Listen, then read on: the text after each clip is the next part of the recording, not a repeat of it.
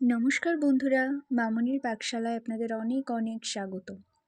নতুন বছর পড়তে না পড়তে নিশ্চয়ই সবাই পিকনিকের কথা ভাবছেন বা অনেকে হয়তো করেওছেন। আমরাও করেছি, কিন্তু বাইরে কোথাও নয়, আমার বাবার নিজের হাতের তৈরি বাগানে, আর সেটা বাড়ির মধ্যেই। আর পিকনিক মানেই একটু ভালো মন্দ কিছু হবে, তো তার জন্য ভাবলাম হান্ডি মাটন ট্রাই করা যাক। তাহলে দেখতে থাকুন পুরো ভিডিওটা, আমরা কিভাবে হান্ডি মাটন তৈরি করছি। অনেকেই হয়তো অনেকভাবে তৈরি করেছেন, একটু বেশি মশলা দিয়ে, কিন্তু আমরা একটু হালকাভাবে কম মশলায় হান্ডি মাটনটা তৈরি করছি। হান্ডি মাটনের জন্য প্রথমে 1.5 কেজি মাটন ভালো মতন ধুয়ে নিয়েছি, দেখতেই পাচ্ছেন পুরো একদম পরিষ্কার। এরপর কি কি মশলা লাগছে চলুন বলে দিই। 2.5 চামচ আদা বাটা, 2 চামচ রসুন বাটা, আর 2 চামচ জিরে বাটা, 2 চামচ শুকনো লঙ্কা বাটা, এই দুটোকে একসাথে বেটে নিয়েছি। বাটা মশলার মধ্যে আপাতত এটাই লাগছে, এরপর দেখতে থাকুন। মাটনের মধ্যে আদা বাটা, রসুন বাটা আর জিরে আর শুকনো লঙ্কার বাটাটা এক এক করে দিয়ে দেব।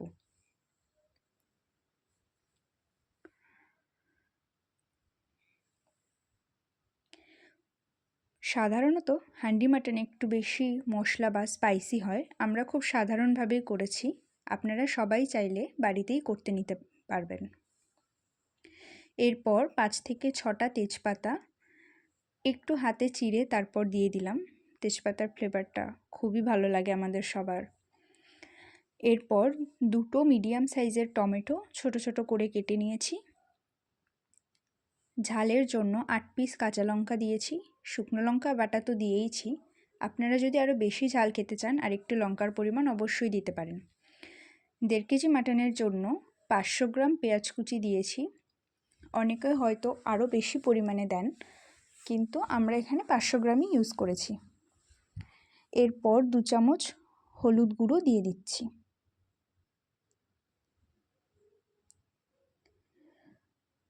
হলুদ গুঁড়োর পর 2 চামচ লবণ দিয়েছি, আপনারা লবণটা অবশ্যই নিজেদের স্বাদ মতন দিয়ে নেবেন। এরপর একটু টক দই দেব, টক দইটা খুব বেশি পরিমাণে দিচ্ছি না, 30 গ্রাম মতন টক দই এখানে দিয়েছি।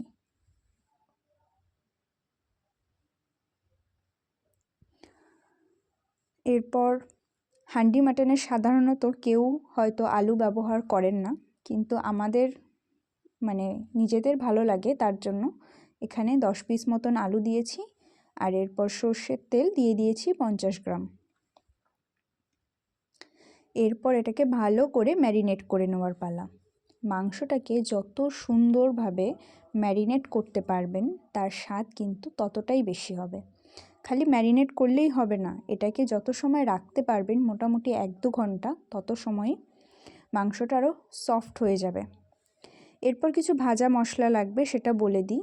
3 থেকে 4টে শুকনো লঙ্কা, 3 পিস দারচিনির টুকরো, 3 পিস এলাচ একটু শুকনো কড়াইতে ভেজে নিয়ে সেটাকে বেটে নেব। এরপর 1/2 চামচের থেকেও একটু কম পরিমাণ চিনি দিয়ে দিচ্ছি, আর ভাজা মশলাটা ভালো মতন বেটে মাংসের মধ্যে দিয়ে দেব।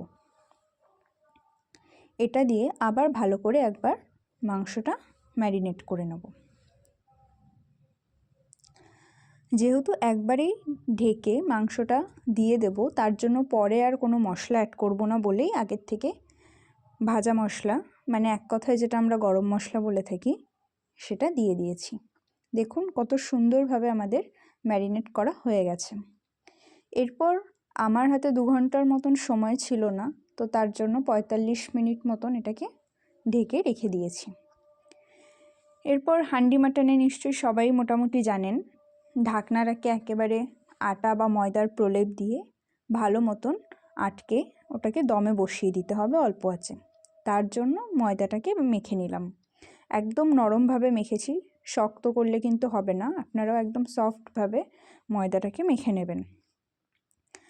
আর একটা কথা আপনাদের আগের থেকেই একটু বলে দিই, হান্ডি মাটনের জন্য যে হাঁড়িটা আপনারা করছেন ব্যবহার, আমরা কাঠের উনুনে করছি, তার জন্য এটাকে আগের থেকে একটু মাটির প্রলেপ দিয়ে রেখেছিলাম ভালো মতন ধুয়ে। আর যদি পারেন অবশ্যই আগের দিন এনে মাটির হাঁড়িটা জলে ভিজিয়ে রাখবেন সারা রাত, তাহলে খুবই ভালো হয়। যাই হোক, রান্নায় ফিরে আসি। এরপর মাটির হাঁড়িতে 15 ml মতন সর্ষের তেল দিয়ে চারিদিকে ভালো মতন প্রলেপ দিয়ে তারপর ম্যারিনেট করা মাংসটা দিয়ে দিলাম। আর আমরা একটু ঝোল ঝোল খাবো বলে মাংসটা জল দিয়ে দিয়েছি, বেশ অনেকটা পরিমাণেই জল দিয়েছি। আপনারা চাইলে এতটা নাও দিতে পারেন।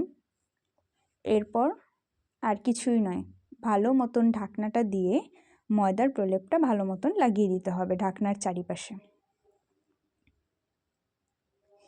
আর একটা কথা বলছি, যেহেতু কাঠের উনুনে রান্না হবে বাইরে, তো আপনারা একেবারেই কম আঁচে খেয়াল করে রাখবেন এটা যেন খুব বেশি পরিমাণে আগুন না ওঠে।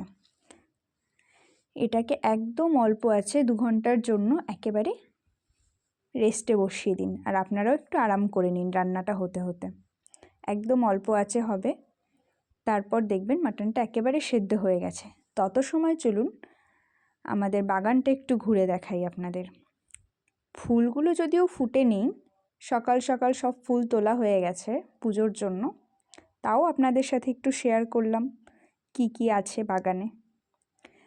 ফুলের গাছের তো অভাব নেই, বিভিন্ন রকমের সে জবা ফুল, বিভিন্ন রকম ফুল। এই ফুলটা যে দেখছেন এটার নাম কিন্তু আমি জানি না, আপনারা যদি জেনে থাকেন অবশ্যই কমেন্ট করে জানাবেন। আরেকটা ফুল দেখাচ্ছি, এই ফুলটাও অর্ধেক ফুটেছে, পুরোটা ফুটবে, এটার নামও আমি জানি না। আপনারাও যদি জেনে থাকেন অবশ্যই কমেন্ট করে আমাকে জানাবেন। এখানে শুধু ফুল গাছও নেই, পেঁপে, পেঁয়াজ গাছ, বিভিন্ন রকমের শাক, সব কিছুই আছে। এরপর দেখুন আমাদের রান্নাটা কিন্তু হয়ে গেছে, 2 ঘন্টা বলতে বলতে কেটে গেল। আমাদের মাটনটা কিন্তু একেবারে রেডি হয়ে গেছে। রান্নাটা আপনাদের কেমন লাগলো অবশ্যই কমেন্ট করে জানাবেন। আর লাইক, শেয়ার, সাবস্ক্রাইব করে দেবেন চ্যানেলটিকে। সবাই সুস্থ থাকবেন, ভালো থাকবেন।